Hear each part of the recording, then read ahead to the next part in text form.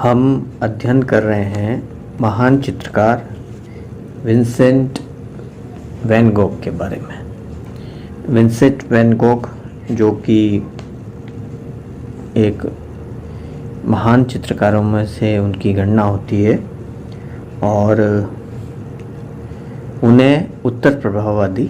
कलाकारों की श्रेणी में रखा जाता है। उत्तर प्रभाववादी कलाकार वह जिन्होंने प्रभाववाद से प्रेरित होकर चित्रांकन किया, फिर धीरे धीरे उसकी कमियों से भिज्ञ होते हुए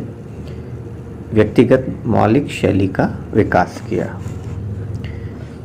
प्रभाववाद की सबसे बड़ी कमी यही रही कि सभी चित्रकार तकनीकी रूप से और विषय की दृष्टिकोण से लगभग एक समान कार्य कर रहे थे। इससे उस चित्रण में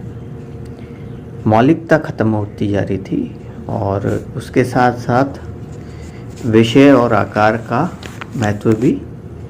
कम होता जा रहा था। तो इससे पहले हमने पढ़ा था सेजा के बारे में। तो सेजा ने आकारों के महत्व पर बल दिया और अब हम पढ़ रहे हैं विंसेंट वैन गोग के बारे में, जिन्होंने अपने चित्रों में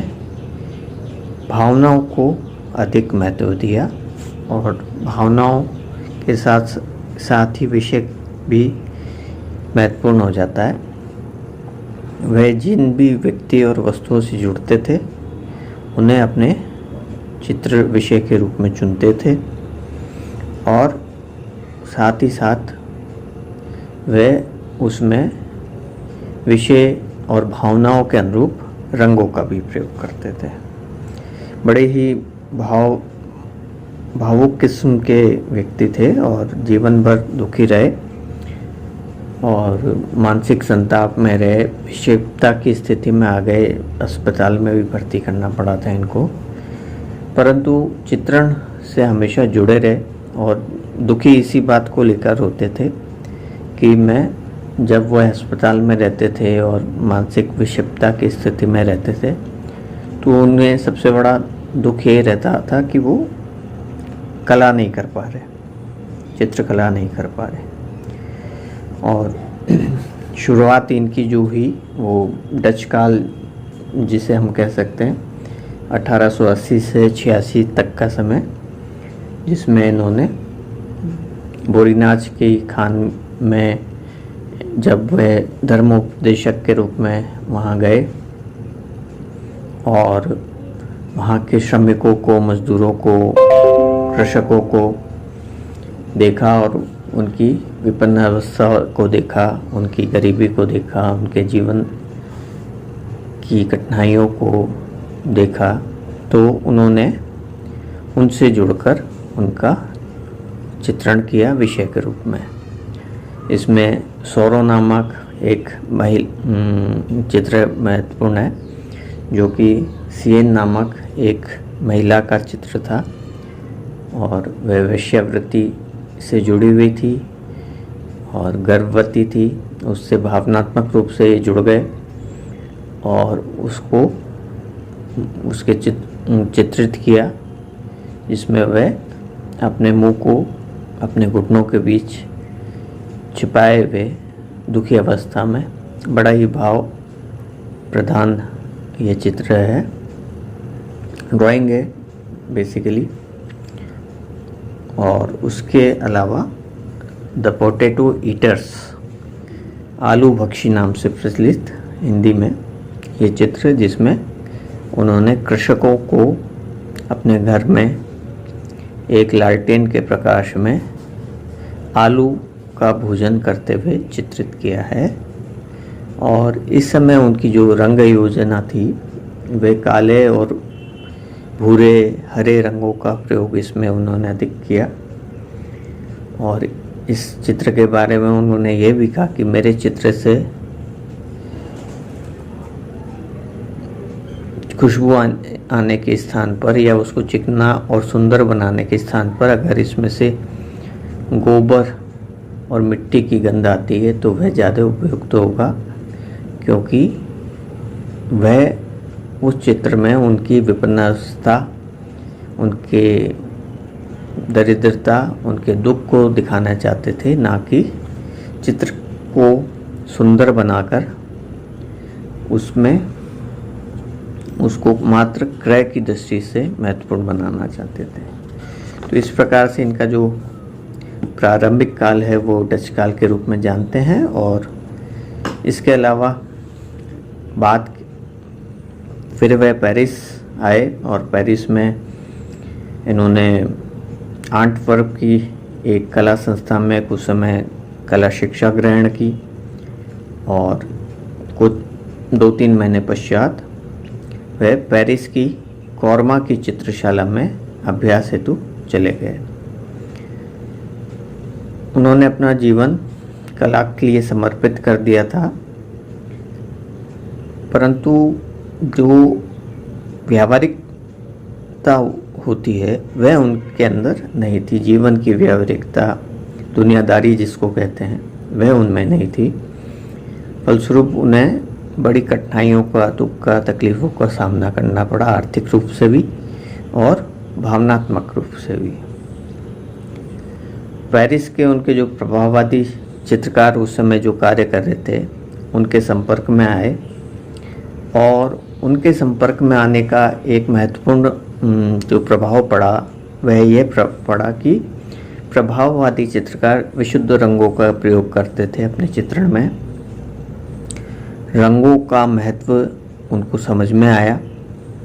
और जो काले, भूरे और हरे रंगों का प्रयोग वह अपने पूर्व के चित्रों में कर रहे थे, उसके स्थान पर चमकीले विशुद्ध रंगों का प्रयोग वह करने लगे। इस समय जो उन्होंने विषय के रूप में पेरिस के रास्तों को, मोमार्थ, शातो तथा बुगीवाल आदि उपनगरीय बस्तियों के दृश्यों को चित्रित किया और इसमें उन्होंने अपनी ऐसी नवीन पद्धति, तकनीक या प्रविधि का प्रयोग किया जिसमें उन्होंने वर्ण रंगों को जो है उन्मुक्त तरीके से विशुद्ध रंगों की सतह को उन्होंने प्रस्तुत किया। तो जो उनका दृष्टिकोण था कि भावनाओं को, मात्र भावनाओं को प्रकटीकरण के हिसाब से वह रंगों को, काले, भूरे और हरे रंगों का प्रयोग करते थे, उसके स्थान पर रंगों का कलात्मक प्रयोग या रंगों का महत्व उन्हें समझ में आया। और इस समय वैन गोग ने पेरिस के कॉफ़ी हाउस के लाल, पीले और नीले रंगों का शुद्ध प्रयोग करके बहुत ही प्रभावी चित्र बनाए और इन चित्रों में पेरिस के जो जनजीवन है उसका दर्शन हमें देखने को मिलता है। पेरिस जो कि संपन्न शहर और वहाँ के लोग जीवन से जुड़े हुए, कैफेटेरिया, होटल, सड़कें, वहाँ का जो लाइवनेस है, वो जीवंतता है, वह उन्होंने अपने चित्रों के माध्यम से दर्शाई। और इस समय के चित्रों में एक तो पीला वस्तु चित्र और एक पैर तांगवी का व्यक्ति चित्र, पोर्ट्रेट ऑफ पैर तांगवी। पैर तांगवी जो कि एक कला विक्रेता थे और वैन गोग से काफ़ी जुड़े हुए थे, काफ़ी अच्छे व्यक्तित्व के व्यक्ति थे और उन्होंने वैन गोग की काफ़ी सहायता भी की। पैर तांगवी के व्यक्ति चित्र में उन्होंने काफ़ी ब्राइट कलर्स, काफ़ी चमकीले रंगों का प्रयोग किया और जो ब्रश स्ट्रोक्स होते हैं वो छोटे छोटे पैचेस में, स्ट्रोक्स में या धब्बों के रूप में, या जो तुलिका घात ब्रश स्ट्रोक का हिंदी शाब्दिक अर्थ है, शब्द है वह तुलिका घात। तो छोटे छोटे तुलिका घात द्वारा, ब्रश स्ट्रोक्स द्वारा उन्होंने विशुद्ध, चमकीले रंगों का प्रयोग किया और जिससे वह व्यक्ति चित्र बहुत प्रभावी हो गया और वह रंगों को अपनी मनोभावना और जिस व्यक्ति का चित्र बना रहे हैं उसके व्यक्तित्व से जोड़कर ही उसको प्रतीकात्मक रूप से चित्रित करते थे। तो चित्र में प्रभाववाद की कला के प्रभाव के कारण इन्होंने छोटी छोटी रेखाओं से ये रंगांकन किया और विषय वस्तु तथा चित्रकार का व्यक्तित्व भी दर्शित होता है इन चित्रों में और भावाभिव्यक्ति की दृष्टिकोण से भी ये बड़ा महत्वपूर्ण चित्र है। और फिर धीरे धीरे इन्होंने वही व्यावहारिक नहीं थे तो अपनी विपन्नता से इन्होंने 1888 के आसपास पेरिस को छोड़ दिया और बड़ा ही संघर्षपूर्ण जीवन रहा इनका और जीवन पर्यंत संघर्ष करते रहे।